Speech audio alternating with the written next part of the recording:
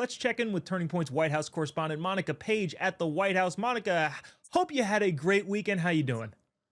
I'm doing great. Actually, the humidity's down, so we're not sweating as much as we normally do, Joe Bob. We're doing pretty good.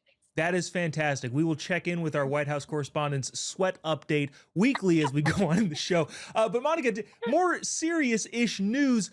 ICE is putting out a huge recruitment effort, trying to get people on to ICE, including some massive signing bonuses. I actually sent one of these advertisements that I got to one of my friends. That was like, this is pretty enticing. And he texted back, yeah, and it would also be a ton of fun. What is the White House saying? And is it kind of their directive that this ICE campaign push to recruitment is going on? What's the admin saying?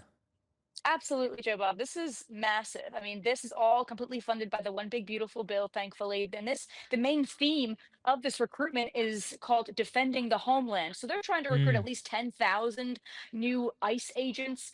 They're trying to make ICE the largest enforcement agency in the United States. And guess how many applications they've already received? More than 70,000, which Holy is cow. wild. I know. So the White House is very excited about this. This is something that it's not only going to be in a small scale, but on a larger scale as well, because I mean, playtime is over when it comes to border and immigration. This is like a massive deportation a problem. This is a massive project that they're working on. So you need all hands on deck for something like this. So of course the White House is really pushing for something like this. And there's some great initiatives too. I mean, a Mhm. $50,000 signing bonus. You've got student loan forgiveness. You've got some enhanced retirement benefits. So there's a lot of good reason to sign up. I actually checked out join.ice.gov and I Mhm. was like, oh, let's see what kind of positions they're hiring for. So of course they've got the deportation officer, the criminal investigator, and a general attorney is what kind of like what their opening is.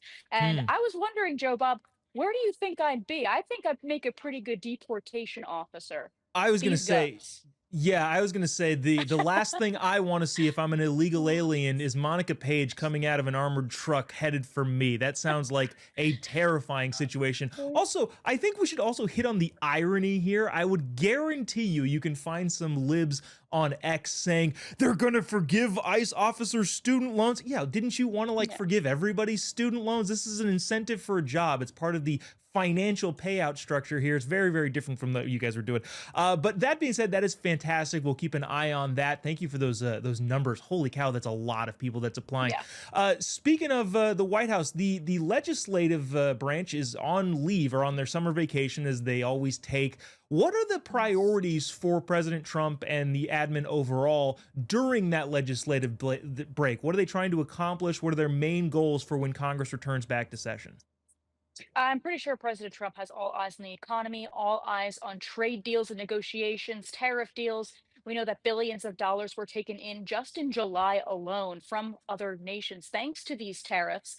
And the president is still looking at brokering peace deals. There's a report out by the Middle East Eye report, I believe, that says that the two nations of Armenia and Azerbaijan will be coming here to the White House to sign a potential peace deal. They had the draft kind of figured out in March, but the president is ready to make peace deals. He's ready to just keep the nation, keep the economy hot, as he says on Truth Social, and try and make global peace. Give this man a Nobel Peace Prize.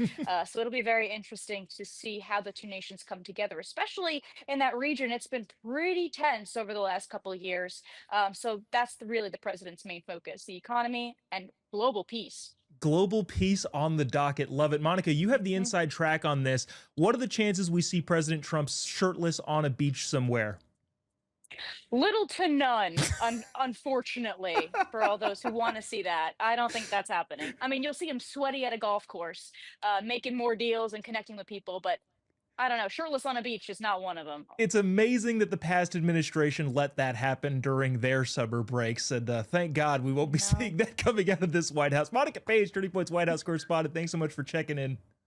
Thanks so much, you guys. Thank you.